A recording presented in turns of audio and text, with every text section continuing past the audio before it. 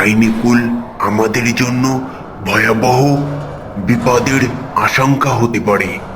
তাই আমাদের এখনই প্রাণভ্রমর পক্ষে প্রবেশ করতে হবে এবং শেষ করতে হবে সকল ডাইনিকে। এখনই চলুন, আমাদের আর দেরি করা ঠিক হবে না। এই ডাইনিকুলকে শেষ করে আমাদের রাজ্যের প্রাণ ফেরাতে হবে। এটি বলে সবাই চলে গেল প্রাণভ্রমর কক্ষে এবং মহারাজ নিজেই সেই ঘরে আগুন ধরিয়ে দিল।